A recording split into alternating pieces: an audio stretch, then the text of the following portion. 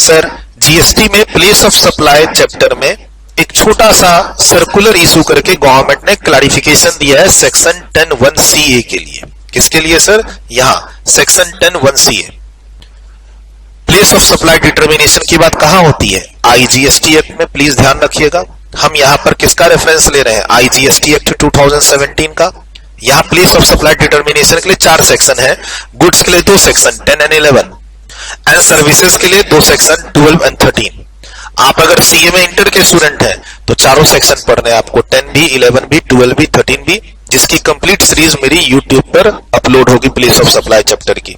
फिलहाल अभी हम लोग सेक्शन 10 की अमेंडमेंट डिस्कस कर रहे हैं, छोटी सी, जो दोनों स्टूडेंट के लिए एप्लीकेबल है, चाहे आप सीए स्टूडेंट हो या सीए में इंटर के स्टूडेंट हो। सेक्शन 10 यानी place of supply determination in the case of goods. Sir goods में हम लोग सेक्शन 10(1)(a) में क्या पढ़ते हैं? अगर गुड्स में मूवमेंट इन्वॉल्व है तो प्लेस ऑफ सप्लाई क्या होगा? जहां गुड्स की मूवमेंट टर्मिनेट हुई है वो प्लेस ऑफ सप्लाई होगा। गुड्स अल्टीमेटली कहां पहुंचा वो आप देख लो, कौन सा स्टेट है, वही प्लेस ऑफ सप्लाई। अच्छा, प्लेस ऑफ सप्लाई डिटरमाइन करना क्यों जरूरी है सर? क्योंकि इसके बाद ही हमें पता चलेगा कि सप्लाई इंटर स्टेट है या इंट्रा स्टेट, और फिर हमें उसके बाद ही जीएसटी कंप्यूटेशन में पता चलेगा कि हम आईजीएसटी की लायबिलिटी निकालें या सीजीएसटी एंड एसजीएसटी की लायबिलिटी निकालें। आजकल जो एग्जाम्स में क्वेश्चन आ रहे हैं, देखो प्लेस ऑफ सप्लाई पहले सिलेबस में नहीं था। प्लेस ऑफ सप्लाई ना तो पहले सीए इंटर के सिलेबस में था, ना ही सीए में इंटर के सिलेबस में था, अब दोनों जगह आ गया है। ठीक, तो अब आजकल जो नए ट्रेंड के क्वेश्चंस आ रहे हैं उसमें क्वेश्चन नहीं बता रहा है कि सप्लाई कौन सी है, इंटर स्टेट है या इंट्रा स्टेट है। तुमको प्लेस ऑफ सप्लाई का जो कॉन्सेप्ट है इस चैप्टर का, सेक्शन 10 का या सेक्शन 12 का, या फिर आप सीए में स्टूडेंट है तो सेक्शन 11 और 13 का यूज करके आपको डिसाइड करना पड़ेगा प्लेस ऑफ सप्लाई क्या है, फिर अकॉर्डिंगली डिसाइड करना पड़ेगा कि वो नेचर क्या होगा, इंट्रा या इंटर, फिर अकॉर्डिंगली टैक्स पे पहुंचना पड़ेगा। ठीक है, तो प्लेस ऑफ सप्लाई चैप्टर इसलिए इंपॉर्टेंट हो जाता है, एक तो स्टैंड अलोन इस चैप्टर से क्वेश्चन पूछता है, दूसरा इसको किसी दूसरे चैप्टर से मिक्स कर देगा, से वैल्यू ऑफ सप्लाई चैप्टर में मिक्स कर देगा।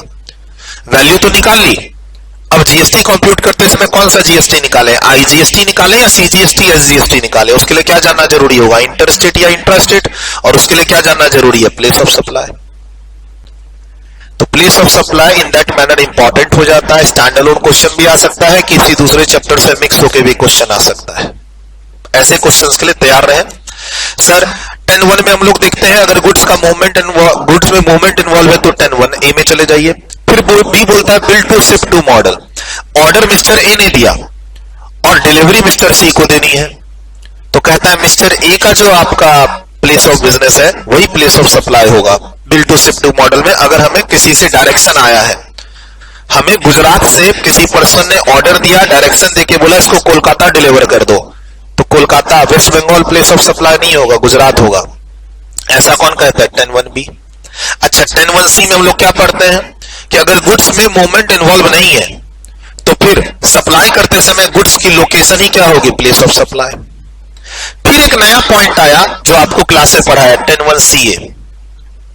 सर 10(1)(d) असेंबलिंग को डील करता है और 10(1)(e) आप कन्वेंस के अंदर गुड्स की डिलीवरी करते हैं तो उसके प्लेस ऑफ सप्लाई को डिटरमाइन करता है। बहुत इजी है, देखो सर्विसेज से तो इजी गुड्स है प्लेस ऑफ सप्लाई डिटरमाइन करने में, क्योंकि बहुत जल्दी हो जाता है। अच्छा अब नया पॉइंट क्या आया, 10(1)(ca) एक नया पॉइंट आया क्लास के अंदर, जिसमें हम लोगों ने क्या देखा कि रेसिपिएंट कौन है, अनरजिस्टर्ड। ठीक है, यहां पर रेसिपिएंट कौन है, खरीदने वाला कौन है, अनरजिस्टर्ड। और वो मेरी दुकान पर, मैं दिल्ली में दुकान चलाता हूं, तुम मेरी दुकान पर आए सामान खरीदने के लिए, तुम एक अनरजिस्टर्ड पर्सन हो लेकिन हो यूपी के।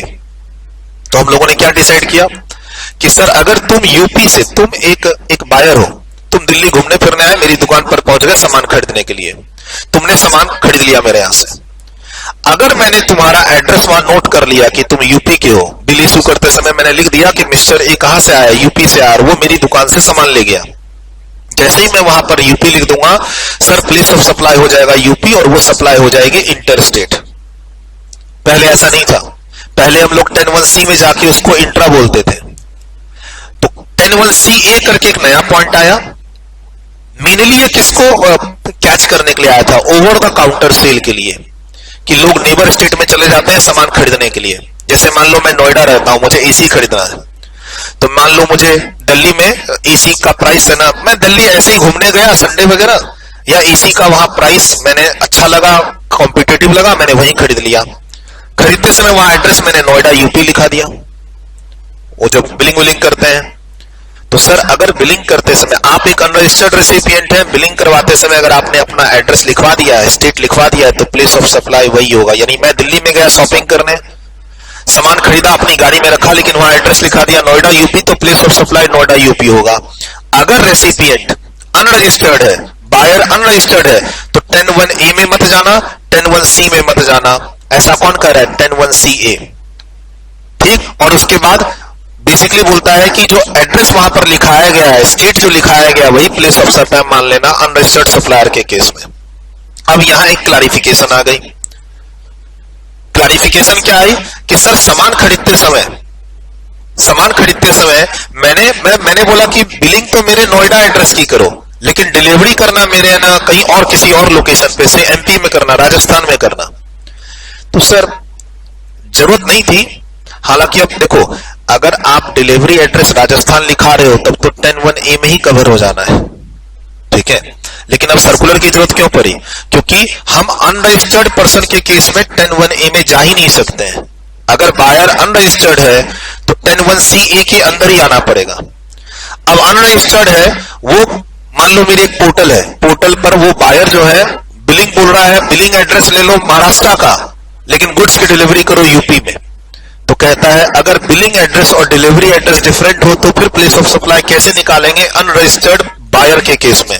तो बोलता है जो प्लेस ऑफ डिलीवरी वाला स्टेट है उसी को प्लेस ऑफ सप्लाई मान लेना। ये एक क्लैरिफिकेशन आई है 10(1)CA के अंदर। बस छोटी सी क्लैरिफिकेशन है। जरूरत क्यों पड़ी इस क्लैरिफिकेशन की? क्योंकि अब हम लोग 10(1)A में तो जा ही नहीं सकते सर। अगर हम लोग 10(1)A में चले जाते तब तो कोई बात ही नहीं थी। अगर हम लोग 10(1)A में चले जाते जहां पर बोलता है, देखो 10(1)A के अंदर जाते हैं तो यहां पर क्या बोलता है? अगर गुड्स में मूवमेंट इन्वॉल्व है, सप्लाई की हो, मूवमेंट इन्वॉल्व है, तो जिस जगह मूवमेंट टर्मिनेट हो रहा है डिलीवरी के लिए वही होगा प्लेस ऑफ सप्लाई, जिस स्टेट में गुड्स डिलीवर हो रहा है। ठीक है, ये तो क्लियर था कि हम जो डिलीवरी वाला स्टेट है वही प्लेस ऑफ सप्लाई लेंगे। लेकिन हम लोग 10(1)A में आ ही नहीं सकते हैं। कब? 10(1)CA में देखिए क्या लिखा हुआ है। अगर खरीदने वाला पर्सन बायर कौन हो, सप्लाई हम किसको कर रहे हैं? A person other than registered person, यानी खरीदने वाला रेसिपिएंट कौन है? अनरजिस्टर्ड है। तो बोलता है 1 क्लॉज ए में जाने की जरूरत ही नहीं है, सी में जाने की जरूरत ही नहीं है, आपको CA में रहना होगा। और मेनली ये जो प्रोविजन आया था ना, ओवर द काउंटर सप्लाई के लिए आया था कि तुम मेरी दुकान पर आके सामान खरीद लिए, दिल्ली में मेरी दुकान है और तुमने यूपी का एड्रेस लिखाया है, तो प्लेस ऑफ सप्लाई क्या होगा? यूपी। वही बात यहां एक्सप्लेन की हुई है। अब लेकिन थोड़ा ये एक स्टेप और आ गया ऊपर कि सर वो अनरजिस्टर्ड पर्सन अगर ऑनलाइन शॉपिंग कर रहा है, दुकान पर नहीं आया, मेरे पोर्टल पे आया। सर आजकल तो ऑनलाइन सप्लाई होते हैं गुड्स के। सर अगर आप मेरे पोर्टल पर आकर, मान लो आप महाराष्ट्र के हो और मेरे पोर्टल पर आके, महाराष्ट्र के अनरजिस्टर्ड पर्सन हो, मेरे पोर्टल पर आके सामान खरीदे और डिलीवरी आपने करवाई गुजरात में, तो महाराष्ट्र ले या गुजरात ले? तो बोलता है अगर बिलिंग एड्रेस और डिलीवरी का एड्रेस डिफरेंट हो, खरीदने वाला अनरजिस्टर्ड पर्सन हो, तो आपको 10(1)CA के अंदर ही क्या करना है? डिलीवरी एड्रेस को प्लेस ऑफ सप्लाई मान लेना है। उसी पर मैंने यहां पर इशू डिस्कस किया है और क्लैरिफिकेशन डिस्कस किया है। अगर गुड्स का केस है, खरीदने वाला person other than registered person यानी अनरजिस्टर्ड पर्सन है, यानी ये B2C सप्लाई है ना, क्लास के अंदर बात करते हैं, और बिलिंग एड्रेस डिफरेंट है एड्रेस ऑफ डिलीवरी से, तो प्लेस ऑफ सप्लाई क्या लेंगे?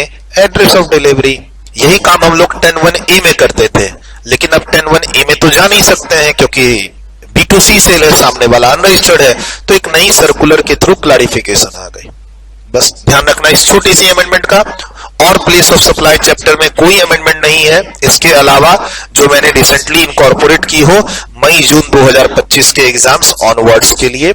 प्लीज अगर आप CMA स्टूडेंट हैं तो हम लोग डिटेल्ड डिस्कशन करेंगे। यूट्यूब पे लेक्चर आएगा सेक्शन 10, 11, 12, 13 का। मेरी जो नई बुक है उसमें मैंने ये चैप्टर इनकॉर्पोरेट कर लिया है, place of supply chapter CMA student के लिए। ये अमेंडमेंट्स है, देख लीजिए। पेज नंबर किसकी बात हो रही है? 14.8 की। सर कहता है यहां पर कि अगर बायर, हम किसको सप्लाई कर रहे हैं, अनरजिस्टर्ड पर्सन को, जहां पर बिलिंग एड्रेस और डिलीवरी का एड्रेस डिफरेंट है, तो ऑफ कोर्स हम प्लेस ऑफ सप्लाई जनरली कहां लेते हैं, जहां गुड्स की डिलीवरी टर्मिनेट हुई है, तो हम उसी को प्लेस ऑफ सप्लाई मानेंगे।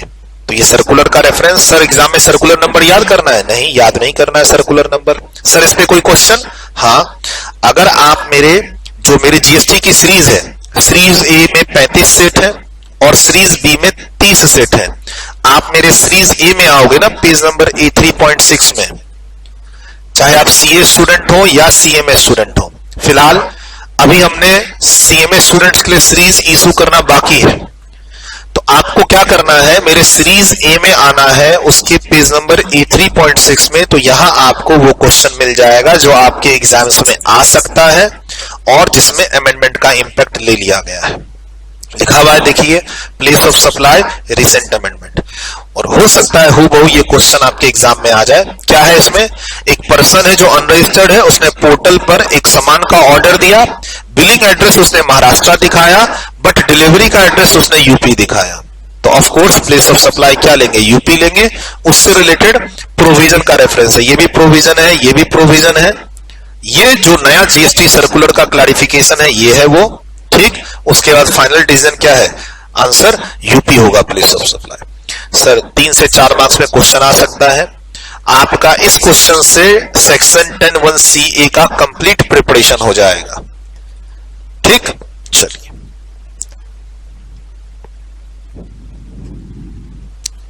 Series A set 3 page number A3.6 पे आप ये क्वेश्चन रेफर कर सकते हैं 10(1)(c)(a) इंक्लूडिंग अमेंडमेंट्स को लेके। YouTube पे इस वीडियो को देख रहे हैं तो आप डिस्क्रिप्शन में जाइए, topic wise, chapter wise amendment के लेक्चर्स अपलोड होते रहेंगे। थोड़ा सा फास्ट करके देख लीजिए, टाइम अपना बचा लीजिए।